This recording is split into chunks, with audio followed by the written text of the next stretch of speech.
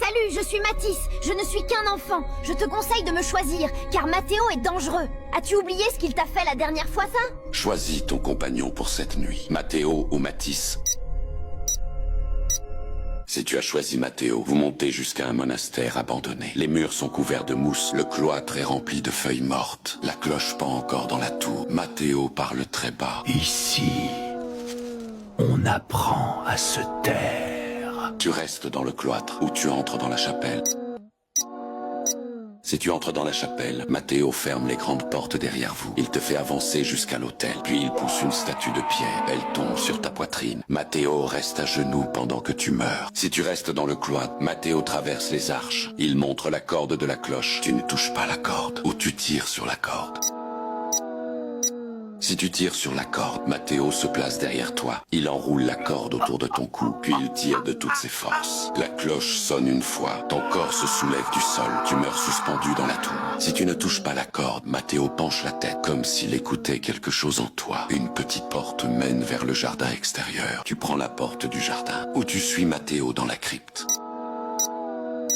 Si tu suis Mathéo dans la crypte, les marches descendent sous la chapelle. Mathéo soulève une dalle funéraire, puis il te pousse dans la fosse. Tu tombes sur la pierre froide. Il referme la dalle au-dessus de toi. Tu suffoques sous le poids et la poussière. Si tu prends la porte du jardin, elle s'ouvre difficilement. L'air de la montagne entre d'un coup. Mathéo reste dans le cloître. La cloche ne sonne plus. Tu descends le sentier avant le lever du soleil. Si tu avais choisi Matisse, il aurait respecté le silence du lieu. Il aurait refusé d'entrer. Vous auriez regardé le monastère puis le chemin, puis vous seriez reparti. Je suis Maxime, choisis-moi.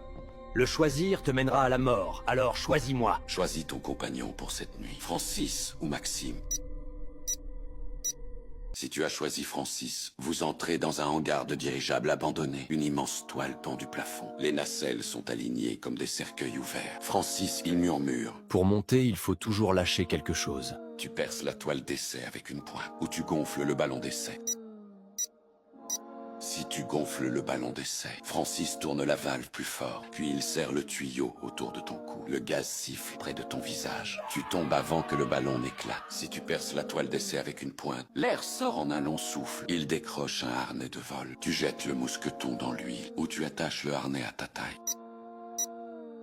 Si tu attaches le harnais à ta taille, Francis vérifie les sangles, puis il tire la chaîne de levage. Ton corps monte au-dessus du sol. Il bloque la corde autour d'une poutre. Le harnais serre ta poitrine. Tu étouffes suspendu dans le hangar. Si tu jettes le mousqueton dans l'huile, Francis serre les dents. La grande nacelle grince derrière lui. Tu desserres la valve de pression, ou tu coupes la corde d'amarrage.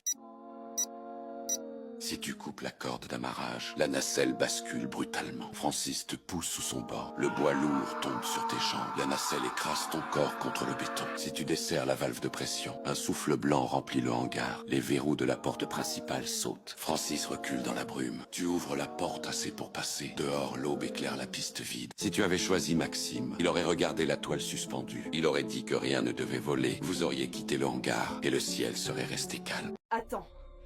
Si tu choisis Raphaël, tu resteras coincé ici. Crois-moi, cette fois, je te le promets, Kay, je te sortirai d'ici. Choisis ton compagnon pour cette nuit, Raphaël ou Yanis. Si tu as choisi Raphaël, vous entrez dans un habitat lunaire abandonné. Les modules blancs sont couverts de sable. Les sas circulaires sont ouverts dans le noir. Raphaël porte un casque fissuré. Il murmure. Ici, on apprend à respirer moins. Tu colles le patch sur la fissure du hublot, ou tu retires le patch d'urgence.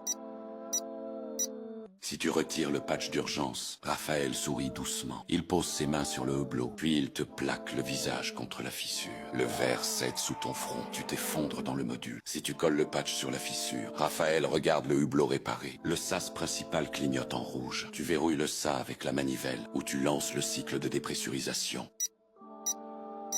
Si tu lances le cycle de dépressurisation, Raphaël referme la porte derrière toi. La pièce devient silencieuse. Il bloque la manivelle de l'extérieur. Tu frappes contre la vitre ronde. L'air quitte tes poumons. Tu tombes sous la lumière rouge. Si tu verrouilles le sein, le voyant devient vert. Raphaël recule lentement. Le faux rover s'allume sous la bâche. Tu retires la batterie du rover, ou tu poses tes mains sur le volant. Si tu poses tes mains sur le volant, Raphaël monte derrière toi. Il appuie sur l'accélérateur manuel. Le rover bondit dans le module étroit. Il te coince contre le mur métallique, puis il force encore. Poitrine s'écrase contre la console. Si tu retires la batterie du rover, le moteur s'éteint. Le module devient calme. Raphaël reste devant le sas verrouillé. Une trappe de maintenance s'ouvre au sol. Tu rampes jusqu'à la sortie de secours. Dehors, le désert est pâle. Si tu avais choisi Yanis, il aurait vu le casque fissuré. Il aurait dit que la simulation était finie. Vous auriez attendu dehors dans le sable et aucun sas ne se serait fermé. Hé, espèce d'idiot! Ne me choisis pas! Choisis Matisse! Il connaît une sortie dès ici! Si tu me choisis, ton destin sera le même que celui des autres. Choisis ton compagnon pour cette nuit, Matisse ou Étienne. Si tu as choisi Matisse, vous descendez dans un tunnel funéraire inondé. L'eau noire monte jusqu'aux genoux. Des cercueils flottent contre les murs. Matisse marche sans faire de bruit. Il murmure. Les morts savent nager. Tu tiens la corde fixée au mur, où tu ouvres le premier cercueil flottant. Si tu ouvres le premier cercueil flottant, le couvercle frappe ton menton. Des doigts gonflés sortent de l'eau. Il t'attrape par les joues. Matisse maintient le cercueil fermé sur ta tête. Si tu tiens la corde fixée au mur, le courant te tire, mais tu restes debout. Une grille rouillée bloque le passage. Tu soulèves la grille avec la chaîne, ou tu passes sous l'eau par l'ouverture basse. Si tu passes sous l'eau par l'ouverture basse, Matisse pose son pied sur ton dos. L'eau entre dans ta bouche. Tes mains frappent la grille jusqu'au silence. Si tu soulèves la grille avec la chaîne, la grille remonte lentement. Derrière une salle ronde sans la boue et les eaux. Tu marches sur les dalles claires, où tu suis les bougies flottantes. Si tu suis les bougies flottantes, elles s'éloignent vers le centre. Le sol disparaît sous tes pieds. Matisse te regarde couler. Les cercueils se referment au-dessus de toi. Si tu marches sur les dalles claires, les pierres restent solides. Tu atteins l'escalier de sortie. L'eau retombe derrière toi. L'aube grise éclaire le cimetière vide. Si tu avais choisi Étienne, il voit l'eau bouger sans vent. Il ferme la grille avant de descendre. Vous repartez par le chemin sec. Ne choisis pas Hugo, choisis-moi. Je connais une sortie de cette plateforme abandonnée et fais-moi confiance. Ne l'écoute pas, choisis-moi! Choisis ton compagnon pour cette nuit, Hugo ou Luca. Si tu as choisi Hugo, vous marchez sur une plateforme pétrolière abandonnée. La mer frappe les piliers dans le noir. Hugo respire trop près des flammes mortes. Il murmure. Le fond remonte toujours réclamer quelqu'un. Tu suis la ligne jaune vers la salle des ponts, où tu ouvres la trappe ronde du pont.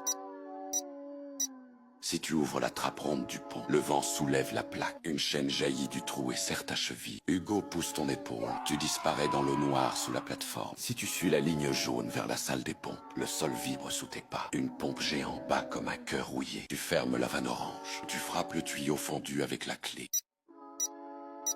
Si tu frappes le tuyau fendu avec la clé, le métal éclate devant toi. Un jet de vapeur huileuse te plaque au plafond. Ta peau colle au câble brûlant. Hugo baisse les yeux pour éviter les gouttes. Si tu fermes la vanne orange, la pression tombe. Une passerelle extérieure se libère dans le brouillard salé. Tu traverses la passerelle attachée au câble, où tu entres dans la cabine de grue.